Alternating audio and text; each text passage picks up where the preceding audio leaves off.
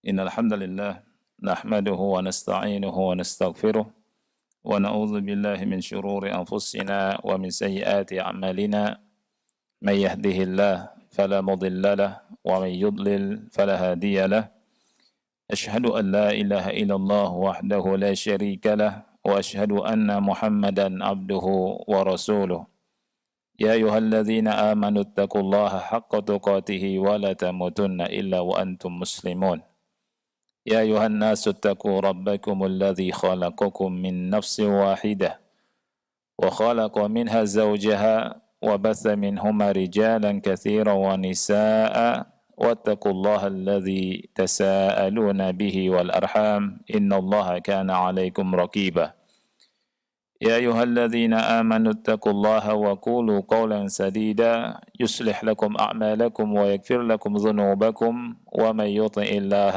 ورسوله فقد فاز فوزا عظيما أما بعد فإن أصدق الحديث كتاب الله وخير الهدي هدي محمد صلى الله عليه وعلى آله وسلم وشر الأمور محدثاتها فإن كل محدثة بدعة وكل بدعة ضلالة وكل ضلالة في النار أحبتي في الله إخواني وأخواتي في الله rahimani wa rahimakumullah. Pada kesempatan yang mulia ini kita masih berbicara tentang hak anak atas ayahnya. Hak anak atas ayahnya. Pada pertemuan yang lalu kita bahas bahwa hak anak atas ayahnya itu terbagi dua. Ya. Sebelum anak itu lahir dan yang kedua setelah anak itu dilahirkan. Sebelum anak itu dilahirkan ada tiga. Yang pertama, hendaknya seorang laki-laki memilih istri yang solehah. Begitu juga wanita memilih suami yang soleh. Supaya ketika punya anak kelak, kedua orang tua ini akan membimbing anaknya ke dalam kebaikan. Ya. Jadi anak itu dilahirkan di atas kesucian, fitrah. Kata Rasul, fa'abawah yuhawwidanihi au yunassiranihi au yumajjisanihi. Kedua orang tuanya lah yang akan menjadikannya Yahudi atau Nasrani atau Majusi. Jadi kedua orang tua ini bisa membentuk anak. Ya. Oleh karena itu memilih wanita solehah atau suami yang soleh sebuah kemestian. Ya, ini yang pertama. Yang kedua, sebelum suami mendatangi istrinya, hendaknya dia berdoa. Ya, doa yang diajarkan oleh Rasul Shallallahu Alaihi Wasallam. Apa doanya? Bismillah, Allahumma jannibna syaitan wa jannibis syaitana ma razaqtana. Kemudian hak yang ketiga, ayah dan ibu hendaknya menjauhkan diri dari apa? Merokok. Ya. Menjauhkan diri dari merokok atau hal-hal yang membahayakan dirinya dan diri anaknya. Dan rokok itu haram. Serta rokok itu bisa memudaratkan anak kecil. Ya. Nah ini. Jadi perhatikan, cari suami yang tidak ngerokok. Cari istri yang tidak ngerokok. Baik. Kemudian hak anak setelah anak itu dilahirkan. Kita bahas kemarin yang pertama apa? Ya, memilih nama yang bagus. untuk anak. Jangan asal-asalan. Pilih nama Abdurrahman atau Abdullah, pilih nama para nabi, pilih nama para sahabat Rasul sallallahu alaihi wasallam, nama orang-orang soleh. Jangan memilih nama orang-orang fasik atau kebarat-baratan atau cari pemain bola yang terkenal, gitu ya. Ini tidak pantas. Seorang muslim hendaknya kalau punya anak, dan itu amanah, pilihkan nama yang baik buat anaknya.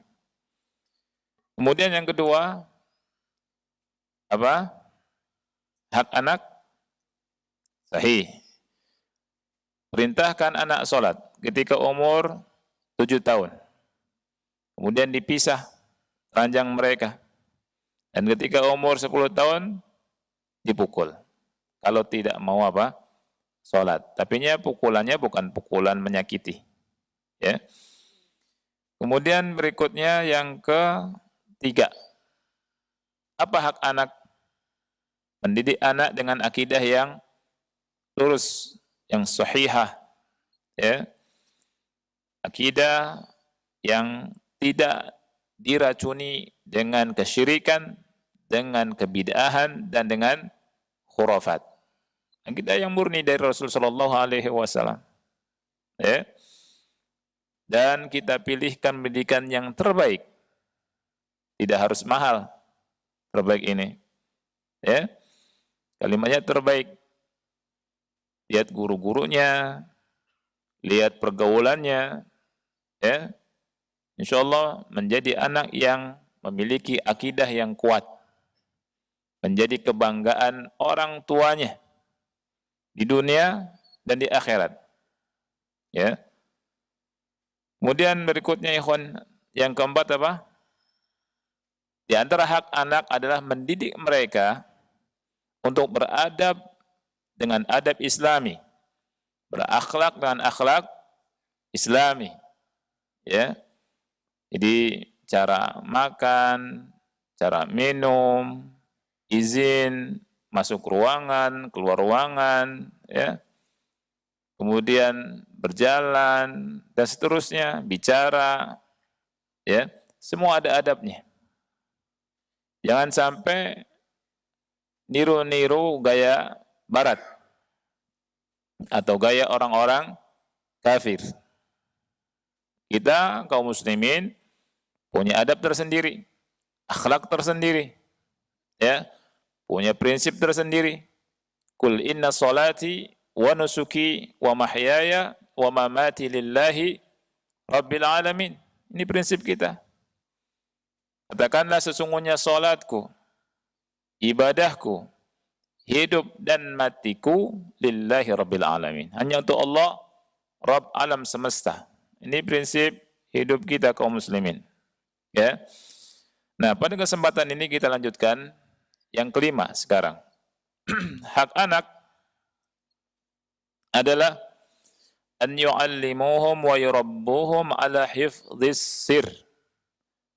Jadi mendidik anak, mengajari anak untuk menjaga rahasia.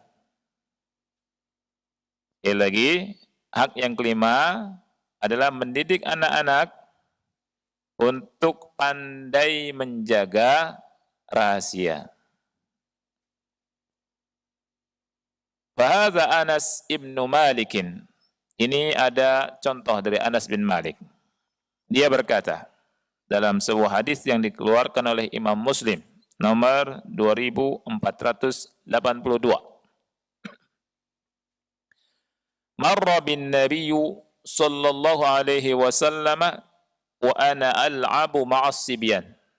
Nabi SAW melewati aku. Waktu itu aku bersama dengan anak-anak kecil lagi bermain. Ini kata Anas bin Malik. Jadi Nabi SAW lewat beliau dan beliau sedang bermain-main bersama anak-anak yang lain seumuran beliau. Jadi kita lihat bahwa anak-anak ini juga bermain, wajar. Ya. Fasallama alaina. Kemudian Rasulullah SAW mengucapkan salam kepada kami. Ini menunjukkan akhlak yang tinggi dan adab yang tinggi dan ketawaduan dari Nabi Muhammad sallallahu alaihi wasallam. Rasulullah SAW mengajarkan kita kalau lewat anak-anak mengucapkan salam. Ya. Lihat, fasallama alaina. Rasul mengucapkan salam kepada kita. Kepada kami waktu itu anak-anak kecil. Oleh karena itu kita jangan pelit. Ketika kita lewat anak-anak kecil, kita ucapkan apa? Salam, assalamualaikum anak-anak, gitu ya. Nanti anak-anak itu akan memperhatikan orang gede. Oh, mengucapkan salam nih. Sehingga salam tersebar. Dan ketika anak-anak mendengarkan salam dari orang besar, akan tertular. Dia pun akan menyebarkan salam kepada yang lain. Setiap lewat anak-anak, ucapkan salam. Dan ajibnya ketika nanti orang gede itu lewat ke anak-anak, lupa mengucapkan salam, anak itu yang mengucapkan salam. Ya, ketika lupa, assalamualaikum, Pak, gitu ya. Oh iya, waalaikumsalam. Mungkin karena waktu itu ada urusan atau pikirannya tidak perhatian kepada anak-anak. Seperti itu. Kalau sudah seperti itu, Masya Allah. Ya. Lihat, ini ketawaduan dari Nabi Muhammad SAW. Kita enggak boleh mengatakan, wah anak-anak kecil nih, enggak berharga, ya, tidak bermanfaat. Ya. Jalan aja lewat. Enggak. Nanti mereka itu pengganti kita semua. Ya. Yang menggantikan kita siapa? Anak-anak. Kalau anak-anak itu dididik dengan didikan yang baik, yang islami, mereka tumbuh di atas didikan yang baik. Akhlak yang baik, yang terpuji. Nah, kita lanjutkan. Thumma da'ani fa ba'athani ila hajatin lahu. Kemudian Nabi Muhammad SAW memanggilku dan mengutusku untuk sebuah urusan beliau, hajat beliau sallallahu alaihi wasallam. Faji'tu wa qad abta'tu an ummi. Kemudian saya pulang ke rumah dan saya terlambat dari ibuku. Ya. Faqalat, maka ibuku berkata, "Ma habasaka? Aina kunta?" Apa yang menahan engkau? Di mana engkau? Tadi di mana? Artinya tidak biasanya pulang terlambat. Di mana engkau? Dan ini pun Masya Allah orang tua ya, perhatian sama anaknya. Ditanya, kenapa terlambat? Ya, apa yang menghalangi engkau? Apa yang mencegah engkau? Apa yang menahan engkau? Sehingga engkau terlambat. Dari mana kamu? Ya, jangan diam saja. Apalagi anak perempuan. Ya. Alhamdulillah zaman sekarang anak perempuan itu kayak murah sekali. Ya, kayak kurang harganya. Kucing lebih dicari atau ayam lebih dicari daripada anaknya. Qobla maghrib udah cari-cari ayam. Mana ayam? Ya, masukkan ke kandang. Anak putrinya belum pulang, cuek. Ya. Jadi sepertinya ayam lebih berharga daripada putrinya. Ya. Kemudian kita kembali ke hadis ini. Anas berkata, "Fakultu ba'athani Rasulullah sallallahu alaihi wasallam ila hajah." Rasul SAW mengutusku untuk urusannya. Faqalat, maka ibunya berkata, "Ai bunayya, wa ma hiya?" Ibunya penasaran. Ya. Apa itu? Penasaran wajar. Kalau bahasa sekarang kepo. Ingin tahu, kan gitu. Ibunya tanya ke putranya yang masih kecil. Apa itu urusan itu? Hajatnya Rasul itu apa? Ingin tahu. Subhanallah. Anas berkata, "Fakultu innaha sir." Innaha sir, rahasia. Kata putranya apa? Ini rahasia. Soal masih kecil bilang ini rahasia. Ya. Qalat, kemudian ibunya berkata, la tuhaddits bisirri Rasulillah sallallahu alaihi wasallam ahada. Jangan engkau kasih tahu siapapun tentang rahasianya Rasulullah sallallahu alaihi wasallam. Masya Allah ya.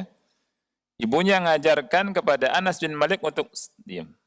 Kalau itu rahasia, sudah. Kamu jangan kasih tahu ke siapapun tentang rahasianya Rasul sallallahu alaihi wasallam, dan ibu pun nggak mau ingin tahu. Sudah selesai. Ya, ibu yang baik setelah dikasih tahu ini sirnya Rasul SAW, dia nggak kepo. Dan dia pun ngasih tahu ke putranya agar jaga rahasia. Dan dia pun mengajarkan ke putranya tentang hal ini. Tidak boleh ngasih rahasia. Kalau rahasia, ya rahasia. Beda dengan orang zaman sekarang. Ibu-ibu zaman sekarang. Rahasia-rahasia apaan sih? Ya, dikit aja kasih tahu. Ya. Janji nggak akan kasih tahu yang lain. Gitu. Ya tidak. Akhirnya cerita. Nanti ini cerita lagi ke yang lain. Ini rahasia ya.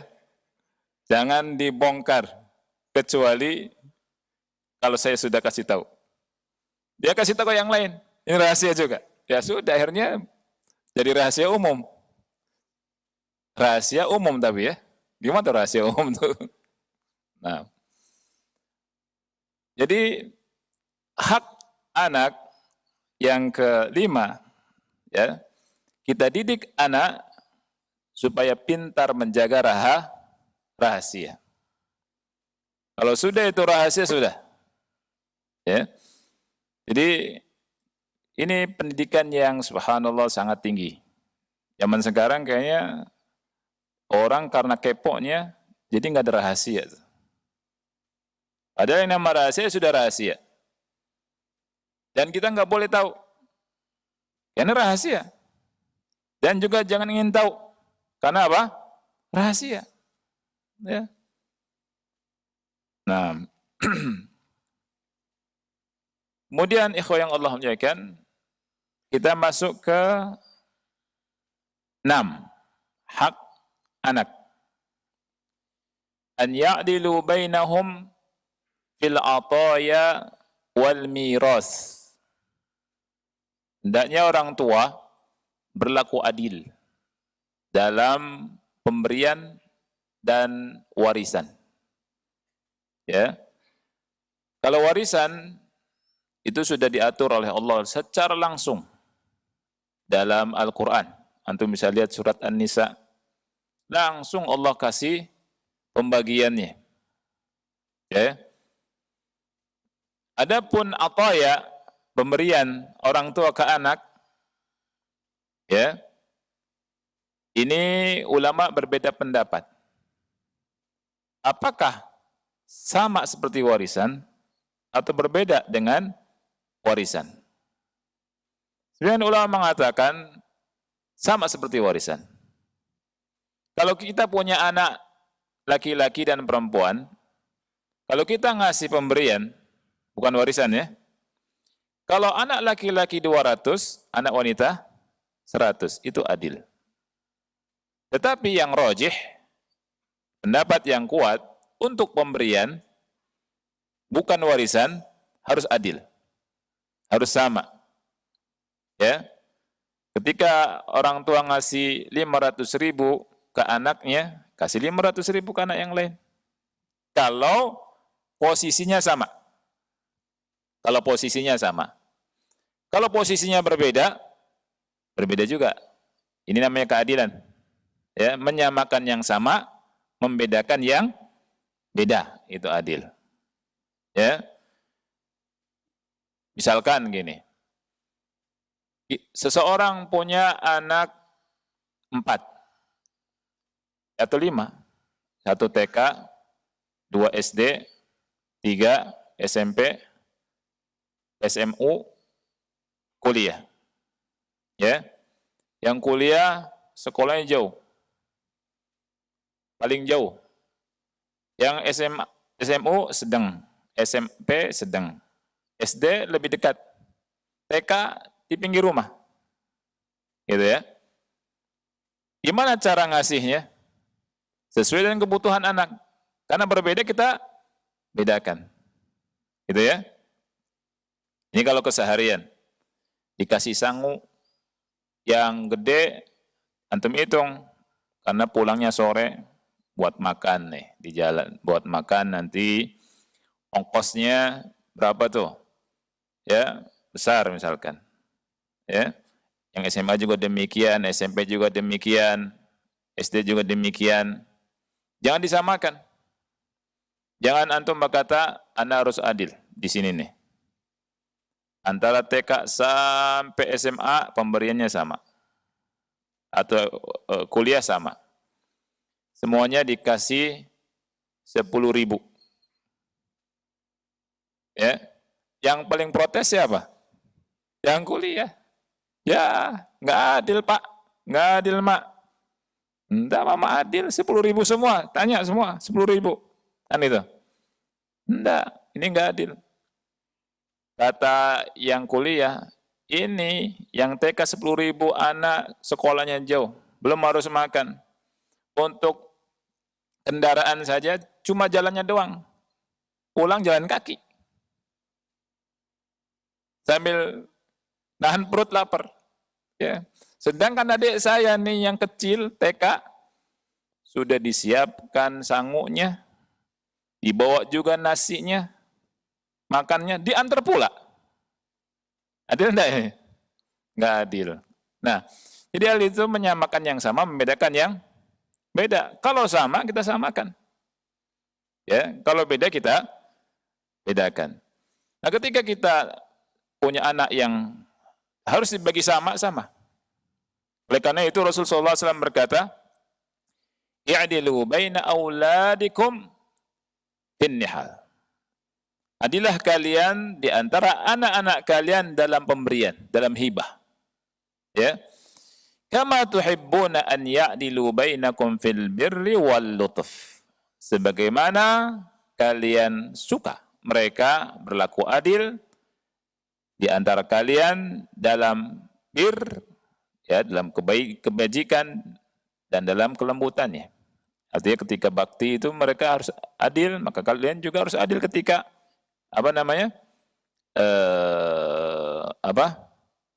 memberi, ya. Nah, jadi harus adil ketika mereka berbakti. An ya'dilu bainakum fil barri wa wal-lutf. Baik, kemudian ada hadis ikhwani fillah dari ana nukilkan dari hadis Bukhari. Hadis Nu'man. Ini yang menunjukkan bahwa pemberian itu harus sama. Ya. Sa'alat ummi abi ba'dha al-mauhibah fawahabaha li. Ibuku minta kepada ayahku sebagian pemberian. Dia berikan kepadaku. Kata Nu'man. Kemudian ibunya berkata, la ardu hatta ushhida Rasulullah sallallahu alaihi wasallam. Saya enggak ridha pemberian ini, pembagian ini, sampai menjadikan Rasulullah sallallahu alaihi wasallam sebagai saksi. Ya. Kemudian dia berkata, fa akhadha abi biyadi wa ana ghulam. Jadi ayahku memegang tanganku, waktu itu saya masih kecil. Fa'ata Rasulullah sallallahu alaihi wasallam. Kemudian beliau mendatangi Rasulullah sallallahu alaihi wasallam. Kemudian dia berkata, ya Rasulullah, inna umma hadha ibnatu Ruwaha talabat minni ba'dal mauhibah. Wahai Rasulullah, sesungguhnya ibu ini, ibunya anak ini, ya, bintu Ruwaha, minta dariku sebagian pemberian. Kemudian dia suka menjadikan engkau sebagai saksi atas hal tersebut. Kemudian Rasulullah SAW bertanya, ya Bashir, alaka ibnun ghairu hadha? Apakah engkau punya anak selain ini? Dia berkata, na'am. Fawahabta lahu mithla ma wahabta li hadza, apakah engkau memberikan kepadanya seperti engkau memberikan kepada anak ini? Dia menjawab, la. Kemudian Rasulullah SAW bersabda, fala tushhidni idzan fa inni la ushhidu ala jur. Kalau gitu jangan jadikan aku sebagai saksi, karena aku tidak akan bersaksi memberikan persaksian di atas kezaliman. Ya. Jadi kalau ngasih anak-anak yang harus sama, maka harus sama kita kasih. Ya.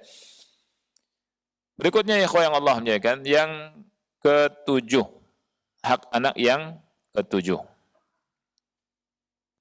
An yu'amminu mustaqbalahum, memberikan keamanan untuk anak di masa depan mereka. Memberikan keamanan ya untuk anak-anak di masa depan mereka, untuk masa depan mereka. Kalau bahasa sekarangnya investasi buat anak-anak. Apa investasi terbaik menurut Al-Qur'an? Ya, untuk anak-anak. Apakah harta? Apakah tanah yang luas? Apakah rumah dan mobil yang mewah? Apakah emas? Apakah intan berlian? Ya? Kita lihat keterangan ulama. Ya? Jadi kata ulama, saya kira azun anna halana wa ma yakhturu fi uqulina al-an, keadaan kita dan apa yang terbersit di akal kita sekarang ini ya, untuk menjamin masa depan anak-anak adalah dengan apa? Dengan nabung di bank. Ya, dengan nabung di bank. Kemudian dengan membangun imarat, gedung-gedung, investasi. Itu ya. Ternyata kata ulama tidak demikian. Ya. Investasi terbaik dengan cara apa? Bitaqwallah minal aba wa bil qawlis sadid. Dengan bertakwa kepada Allah dan dengan ucapan yang lurus. Jadi dari sekarang kita perbaiki, bahkan mestinya bukan dari sekarang, kemarin-kemarin kita perbaiki diri-diri kita, memperbaiki diri menjadi lebih baik, menambah ketakwaan, menambah keimanan, dan menjaga ketakwaan, keimanan, keislaman kita, ini sebuah keharusan. Kalau kita ingin anak-anak dijaga oleh Allah Subhanahu wa taala, anak-anak menjadi anak-anak yang soleh, solehat, anak-anak menjadi anak-anak yang diberkahi, sehat, caranya adalah bertakwa pada Allah. Menjadi hamba-hamba Allah yang saleh. Apa dalilnya? Dalilnya adalah surat Al-Kahfi ayat 82. Ya. Allah berfirman,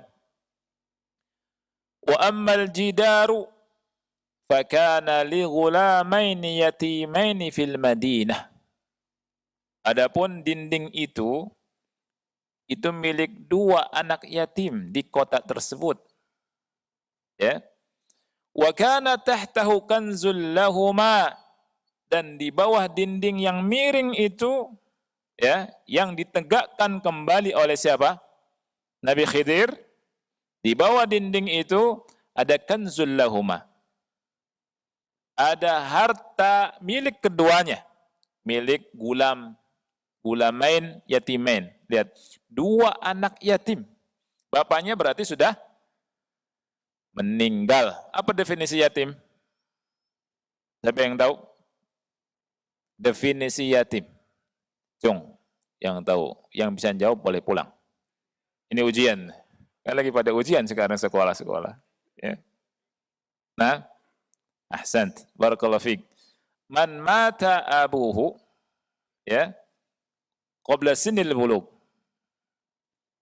yang ditinggal mati oleh ayahnya sebelum balik, berarti yatim.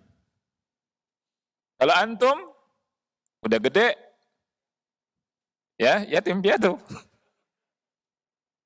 Ya, kalau kita ya enggak, udah balik kita ya. Walaupun orang tua kita enggak ada, kita bukan yatim dan bukan yatim piatu.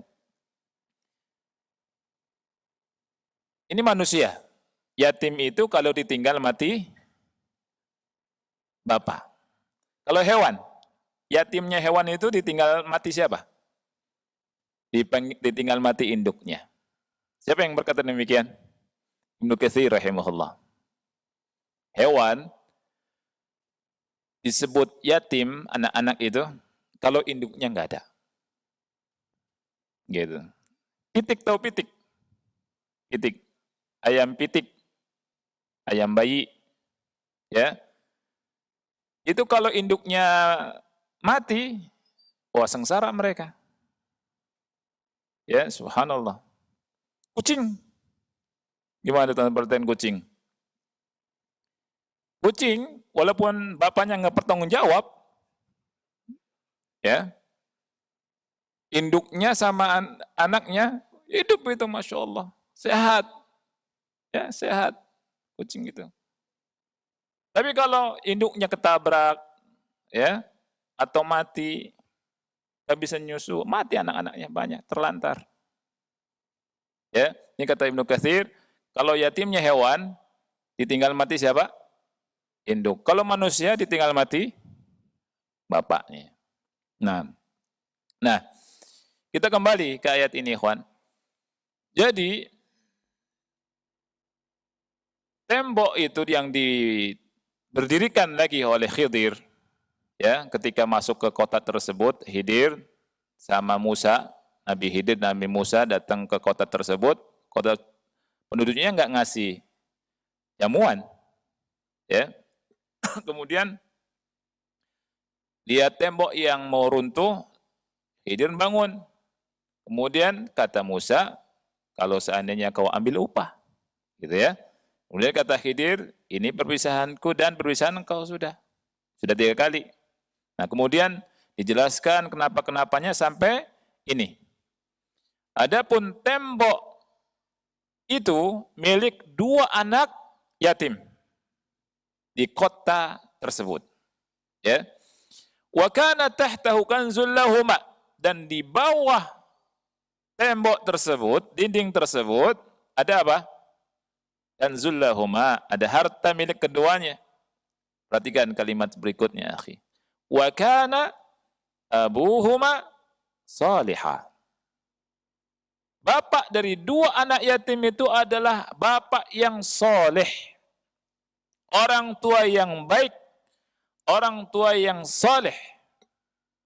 Allah sebut kenapa? Allah sebut ingin kita ini perhatian sama ini. Ya. Bukan tidak ada maknanya, ada maknanya. Fa'arada rabbuka ayyablugha ashuddahuma, dan Rabbmu ingin keduanya nanti tumbuh dewasa. Wa yastakhrija kanzahuma rahmatan min rabbik. Kemudian keduanya langsung mengeluarkan harta milik keduanya itu karena rahmat dari Rabbmu. Langsung keluarkan. Siapa yang jaga kedua anak itu? Allah. Siapa yang menjaga harta anak itu? Allah Jalla wa'ala. Atas apa? Atas kesolehan bapaknya. Soleh, bapaknya bertakwa.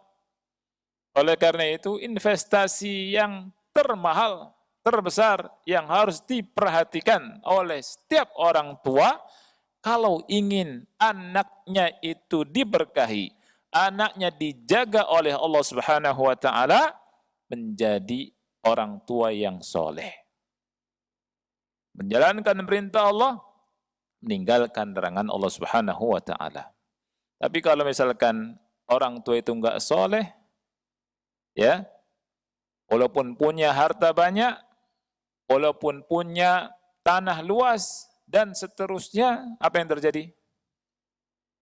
Anaknya berantem, nggak ada berkah, ya. Kemudian bapaknya juga sakit-sakitan dan seterusnya. Sebelum mati pun didoakan, kapan bapak mati nih? Ya. Kenapa mau mati bapaknya? Supaya cepat dapat warisan. La haula wa quwwata illa billah. Ya. Ini enggak mati-mati udah tua menjengkolkan katanya. Ya. Ini anak yang durhaka. Belum mati ditaruh di panti asuhan. Panti asuhan benar ya? Panti asuhan, panti jompo, panti asuhan warna kecil ya. Salah ngomong, maaf. Tapi ada hikmahnya itu menjadi melek. Ustaz salah nih. Ya. Baik. Di panti jompo dan itu banyak. Sedih orang tuanya. Ini anak durhaka. Anak durhaka itu yang masukkan orang tuanya ke panti jompo, akhi. Durhaka, naudzubillah. Padahal kalau anak itu soleh rebutan. Berbakti sama kedua orang tuanya kan surga itu. Ya. Nah, jadi ini hak anak. Kita jadi soleh, bertakwa pada Allah, hak anak. Ya. Kalau kita lihat anak kita nakal, berbanyak sholat, berbanyak dekat sama Allah Subhanahu wa taala, ya. Jangan khawatir. Yang khawatir itu kalau kita yang nakal. Ya. Tua-tua keladi. Makin tua makin jadi la haula wal quwwata illa billah. Ya. Nah.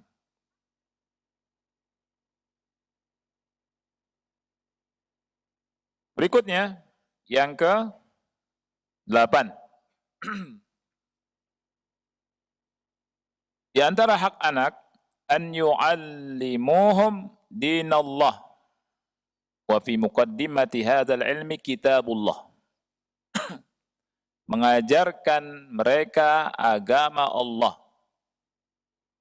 Dan yang paling penting adalah kitab Allah, yakni Al-Qur'an. Ya. Berbahagialah kalau punya anak bisa ngaji. Jangan senang kalau punya anak bisa nyanyi. Ya tidak? Bisa ngaji itu Masya Allah. Apalagi hafal Al-Quran. Kalau enggak hafal Quran ya semuanya juz amma minimal. Juz amma, bacaannya benar. Ya, itu Masya Allah. Ini orang tua yang akan diberi mahkota. Ya, atau hafal surat-surat mufassal. Surat mufassal. Surat mufassal itu apa ya, kawan? Dari Qaf sampai An-Nas. Sampai An-Nas. Ya, dulu zaman salaf itu Ibn Abbas bilang anak hafal mufassal, hafal muhkam. Ketika Rasul wafat, beliau umur 10 tahun. Umur 10 tahun beliau hafal muhkam. Muhkam itu mufassal. Ya. Jadi penting ikhwan mengenal pembagian Quran. Ada sebuah hadisnya dihasankan oleh Syekh Al-Arnaud dan Syekh Al-Albani rahimahullah. Ya, hadis tentang pembagian Al-Quran. Rasulullah SAW berkata, "U'titu makana at-Taurah as-sab', wa u'titu makana az-Zabur al-mi'in, wa u'titu makana al-Injil al-mathani, wa fuddiltu bil mufassal." Wa fuddiltu bil mufassal. Aku diberi pengganti kitab Taurat as-sab'. As-sab' itu as-sab'u tiwal. 7 surat yang panjang-panjang. 7 surat yang panjang itu dari Al-Baqarah sampai mana? Sampai At-Taubah. Al-Anfal sama At-Taubah jadikan satu. Ya. Nah, ini menunjukkan keistimewaan Al-Quran. Jadi ikhwani yang Allah muliakan, Dari Al-Baqarah sampai apa itu tadi? At-Taubah, ini kedudukannya seperti apa? Taurat. Kemudian aku diberi ganti apa tadi? Zabur. Zaburnya diberikan kepada siapa? Nabi Daud. Itu mi'in. Apa itu mi'in? Surat-surat mi'in. Ya, mi'in itu dari kata mi'ah. Mi'ah itu artinya apa? 100. Artinya surat-surat yang jumlah ayatnya 100 ke atas. Itu disebut mi'in. Ya. Kemudian aku diberi pengganti Injil dengan surat-surat mathani. Mathani. Di antara maknanya kata ulama, mathani itu adalah ini surat-surat 100 ke bawah.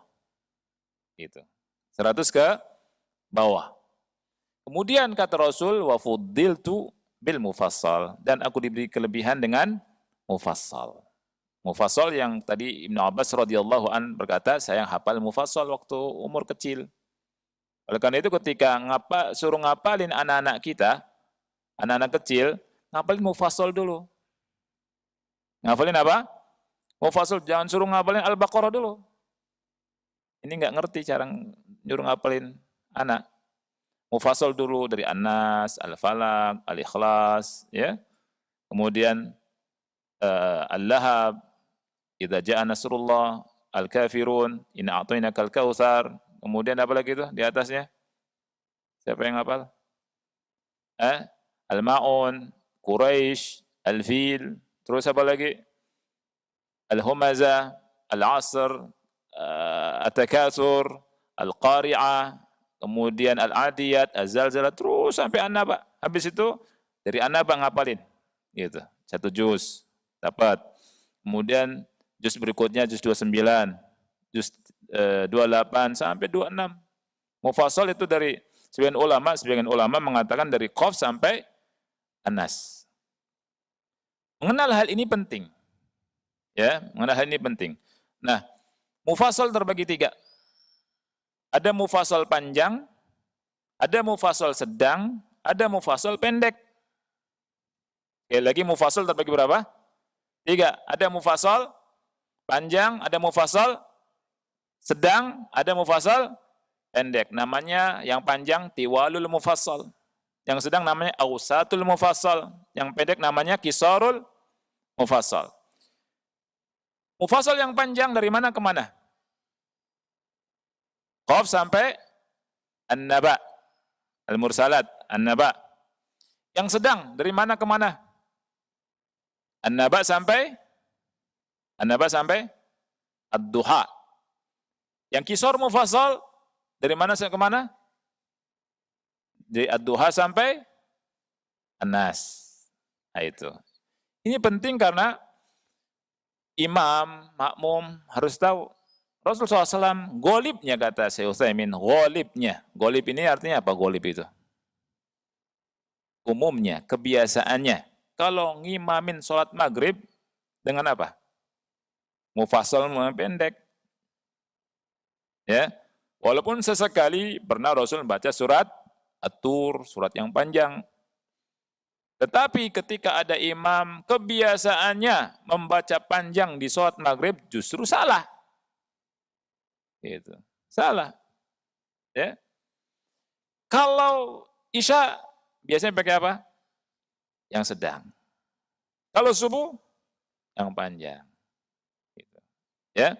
Dan dari sini kita mengetahui bahwa imam itu harus ngerti sunnah.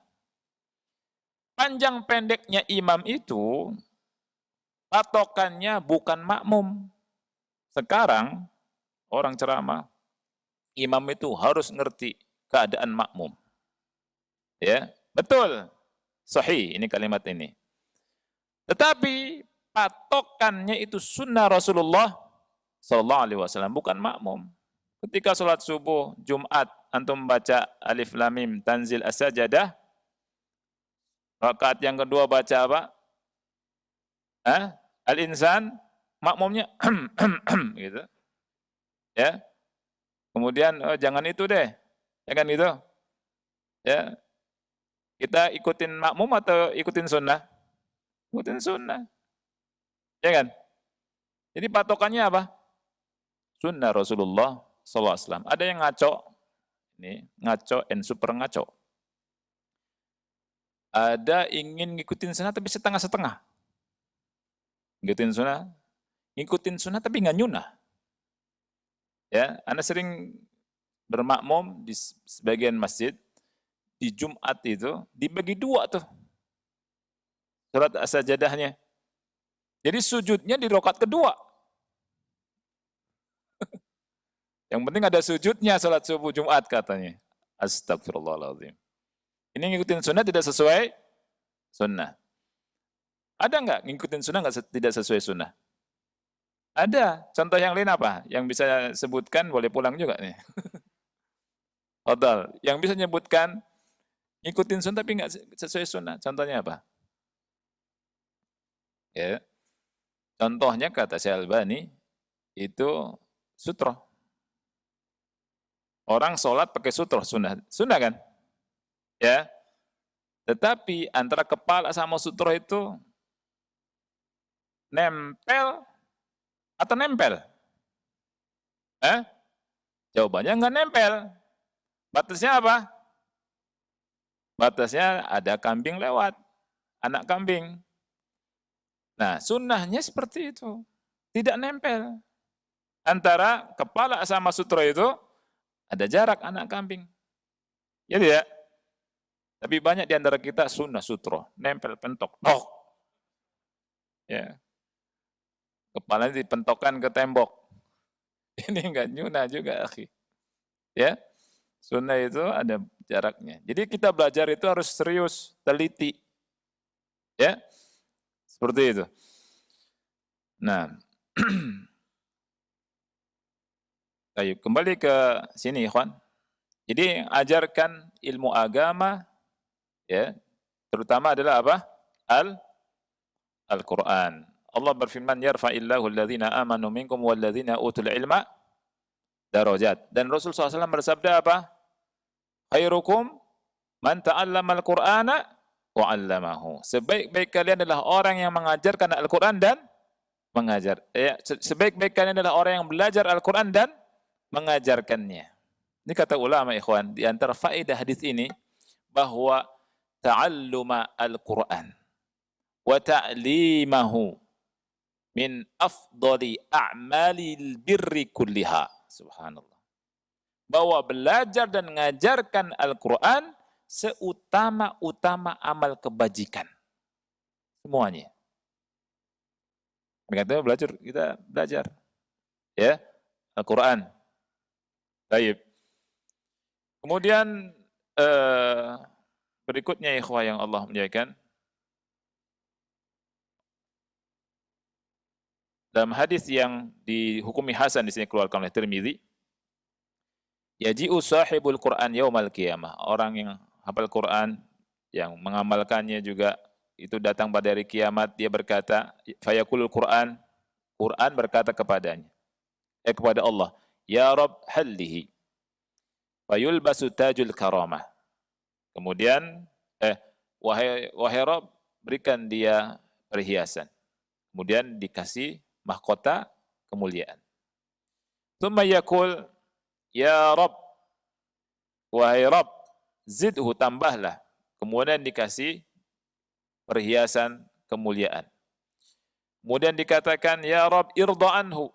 Ya Allah, ya wahai Rabb, ridhoi dia. Dan dia pun ridha. Allah pun ridha. Kemudian dikatakan kepadanya, iqra warqa wa izdadu bikulli ayatin hasanah. Ya. Bacalah dan naiklah derajatmu, dan setiap kebaikan ditambah pahala satu kebaikan. Sebentar Pak ya, satu lagi. Saya sudah mendengar azan. Baik, satu lagi. Yang ke-9, hak anak. Hak anak yang ke-9, an ya'muruhum bimusahabatis sholihin. Ya, perintahkan anak-anak kita untuk berteman dengan orang-orang yang soleh. Ya. Rasul sallallahu alaihi wasallam bersabda dalam hadis yang hasan riwayat Abu Dawud dan yang lainnya, kata Rasul, la tusahib illa mu'mina. Janganlah engkau bersahabat kecuali dengan orang mukmin. Wala ya'kul ta'amaka illa taqi. Dan jangan makan makananmu kecuali orang yang bertakwa. Ini kata Rasulullah sallallahu alaihi wasallam. Inilah ikhwani fillah 9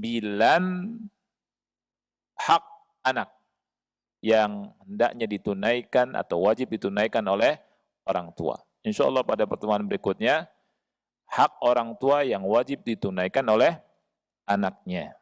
Ya. Karena banyak di antara kita belum tahu ketika kita ayah meninggal, ibu meninggal, aduh ya Allah rugi, belum bisa berbakti. Ya. Sebenarnya jangan merugi. Bisa berbakti ketika orang tua walaupun orang tua sudah meninggal. Nanti bagaimana kita akan bahas insyaallah. Wassallallahu ala nabiyyina Muhammad wa ala alihi wa sahbihi wa barak wasallam. Wassalamualaikum warahmatullahi wabarakatuh.